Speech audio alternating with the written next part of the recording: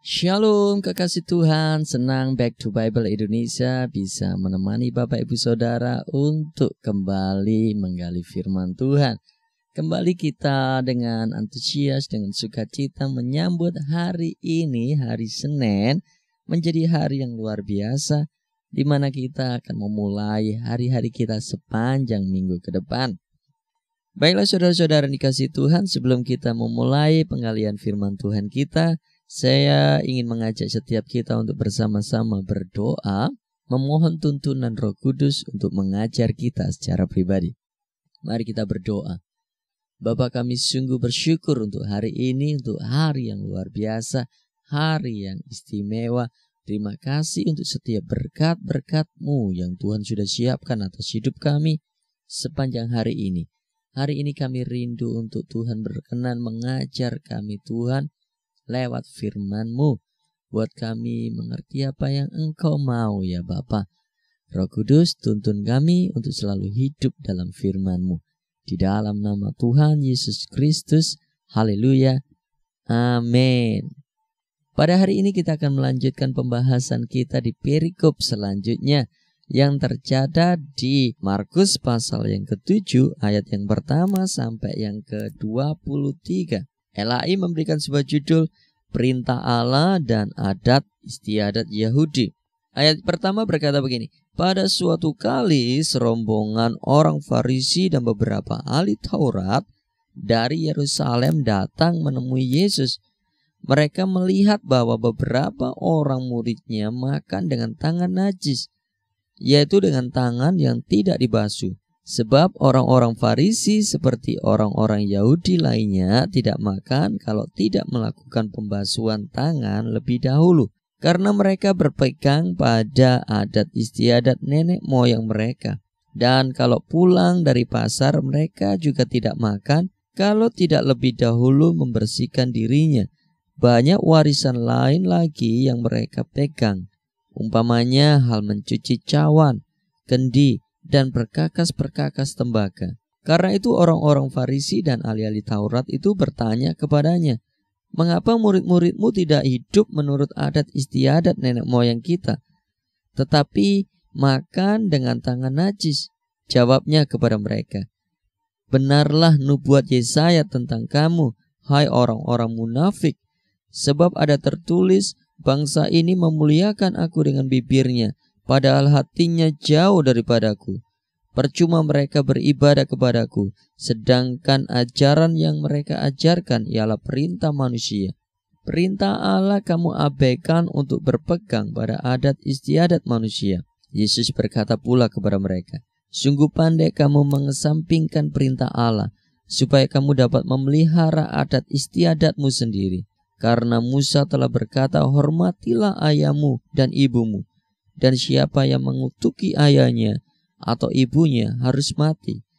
Tetapi kamu berkata, kalau seorang berkata kepada bapaknya atau ibunya, apa yang ada padaku yang dapat digunakan untuk pemeliharaanmu, sudah digunakan untuk korban, yaitu persembahan kepada Allah. Maka kamu tidak membiarkannya lagi berbuat sesuatu pun untuk bapaknya atau ibunya. Dengan demikian firman Allah kamu nyatakan tidak berlaku demi adat istiadat yang kamu ikuti itu. Dan banyak hal lain seperti itu yang kamu lakukan. Lalu Yesus memanggil lagi orang banyak dan berkata kepada mereka, kamu semua dengarkanlah kepadaku dan camkanlah. Apapun dari luar yang masuk ke dalam seseorang tidak dapat menajiskannya, tetapi apa yang keluar dari seseorang itulah yang menajiskannya. Barang siapa bertelinga untuk mendengar, hendaklah ia mendengar. Sesudah ia masuk ke sebuah rumah untuk menyingkir dari orang banyak, murid-muridnya bertanya kepadanya tentang arti perumpamaan itu. Maka jawabnya, apakah kamu juga tidak dapat memahaminya? Tidak tahukah kamu bahwa segala sesuatu dari luar yang masuk ke dalam seseorang tidak dapat menajiskannya, karena bukan masuk ke dalam hati, tetapi ke dalam perutnya, lalu dibuang di jamban. Dengan demikian ia menyatakan semua makanan halal. Katanya lagi, apa yang keluar dari seseorang itulah yang menajiskannya. Sebab dari hati orang timbul segala pikiran jahat, percabulan, pencurian, pembunuhan, perzinahan, keserakahan, kejahatan, kelicikan, hawa nafsu, iri hati, hujat, kesombongan, kebebalan. Semua hal-hal jahat itu timbul dari dalam dan menajiskan orang. Mari kita gali firman Tuhan ini satu persatu. Dikatakan di ayat yang ke-7, orang Farisi itu adalah sekelompok orang yang paling tulus beragama di zaman mereka. Secara budaya, mereka adalah yang terbaik dari yang terbaik. Dan ahli-ahli Taurat adalah merupakan pemimpin agama yang selalu mengikuti Yesus untuk mencari-cari kesalahan. Mereka memposisikan sebagai sebuah polisi keagamaan yang mengawasi setiap gerak-gerik dan menentukan mana yang benar dan mana yang tidak. Mereka mempertanyakan tentang tangan yang tidak dibasuh waktu mereka makan. Itu dianggapnya sebagai sesuatu yang najis. Mereka tidak melihat ini dari segi kesehatan, bagaimana seorang makan dengan tangan yang tidak dibasuh.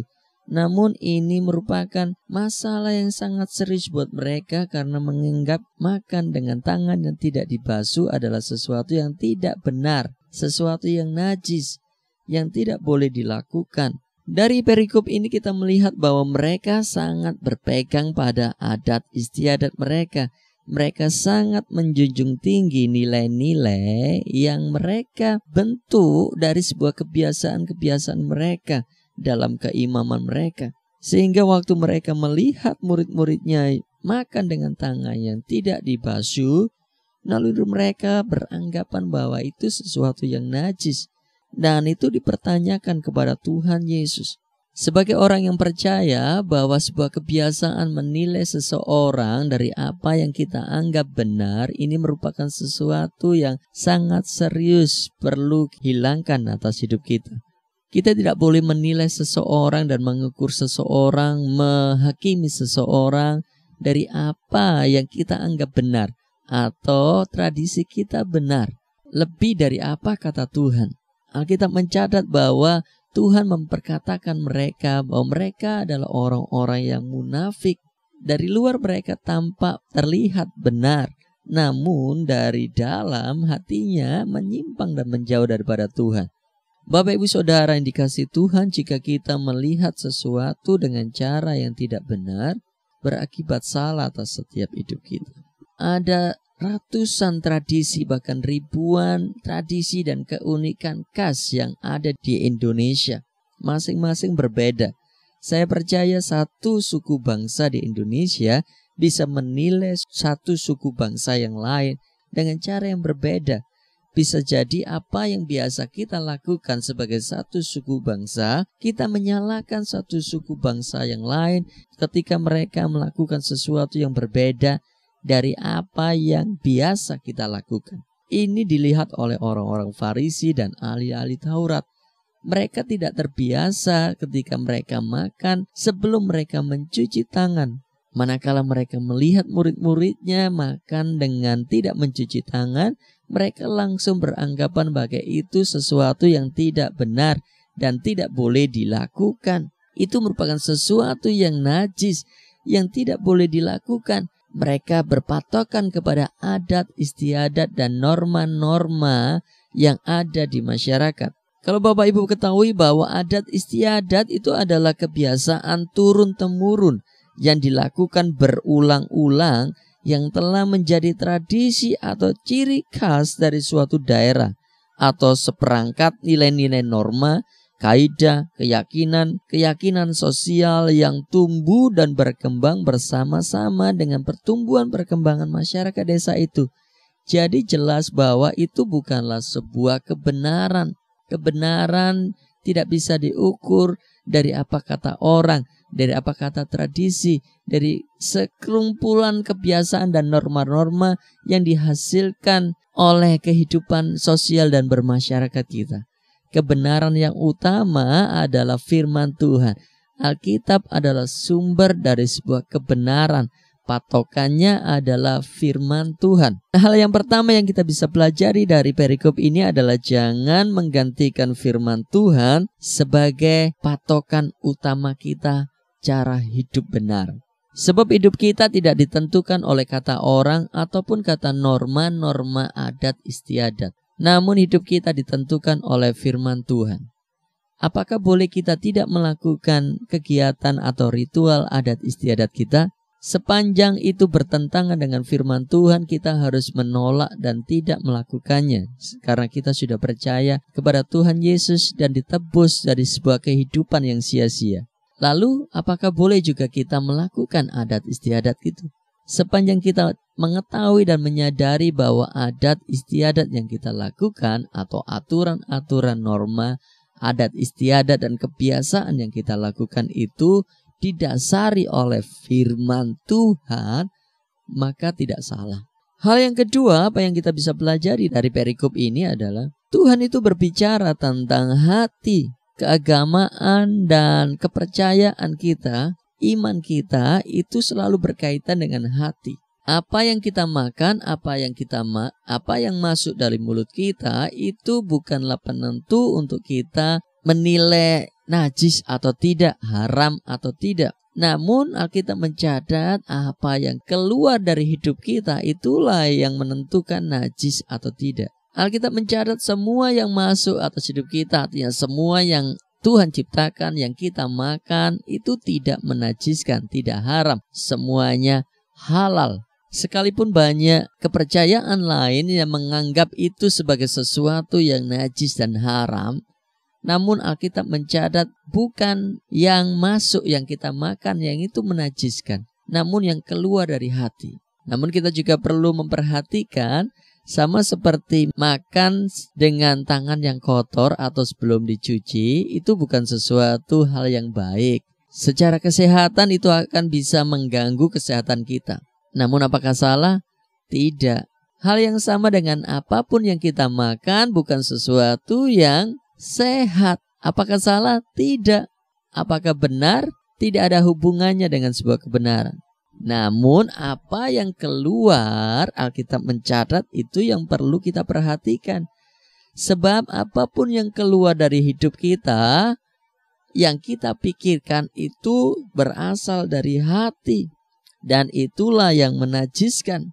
Tuhan selalu melihat hati. Tuhan selalu berperkara dengan hati seseorang. Tuhan selalu rindu melihat kita, saudara dan saya, memiliki hati yang benar, yang bersih, yang murni, yang kudus, yang tidak menajiskan. Karena dari hati inilah mengalir atau memancar sebuah kehidupan. Orang bisa dilihat dari apa yang keluar, karena itu mencerminkan apa yang ada dalam hatinya. Ayat yang ke-20 berkata, apa yang keluar dari seseorang itulah yang menajiskannya. Sebab dari dalam, dari hati orang timbul pikiran jahat, percabulan, pencurian, pembunuhan, perzinahan, keserakahan, kejahatan, kelicikan, hawa nafsu, iri hati, hujat, kesombongan, kebebalan. Semua hal-hal jahat itu timbul dari dalam dan itu yang menajiskan orang. Dua hal yang kita bisa pelajari dari perikop ini. Yang pertama, jangan menggeser firman Tuhan, mengesampingkan firman Tuhan, atau jangan menggantikan firman Tuhan dengan aturan norma-norma adat istiadat kita, ataupun norma-norma yang kita sendiri anggap benar. Tidak boleh. Yang kedua, Tuhan berperkara dengan hati. Karena itu jaga hati kita, sehingga dari hati ini keluar sesuatu yang benar, sesuatu yang bersih, sesuatu yang mulia, sesuatu yang patut didengar, yang kita pikirkan sesuatu yang memuliakan nama Tuhan, perkara-perkara ilahi yang memuliakan nama Tuhan. Kiranya apa yang kita pelajari hari ini boleh memberkati Bapak Ibu Saudara. Jika Bapak Ibu Saudara memiliki sebuah pertanyaan, silakan tulis di kolom komentar yang tersedia. Kami akan dengan senang hati memberikan sebuah jawaban dari apa kata firman Tuhan. Mari kita berdoa. Bapa, kami mengucap syukur terima kasih atas kebaikan dan kemurahan-Mu hari ini kami boleh belajar merenungkan firman-Mu. Ajar kami Tuhan untuk memprioritaskan firman-Mu Tuhan. Jauhkan Tuhan siap kebenaran-kebenaran pribadi kami Tuhan, yang mencoba menguasai dan mengesampingkan setiap firman-Mu Tuhan. Di dalam nama Tuhan Yesus Kristus, ajari kami untuk selalu hidup atas dasar firman-Mu. Sebab kami tahu itulah firman kebenaran dan kehidupan yang akan membawa kami mengerti dan mengenal Engkau lebih lagi. Terima kasih. Kami menyerahkan hidup kami sepanjang hari ini dalam tangan-Mu. Terjadilah segala sesuatu yang baik atas hidup kami. Di dalam nama Tuhan Yesus Kristus. Haleluya. Amin. Sampai jumpa besok. Tuhan Yesus memberkati. Bye-bye.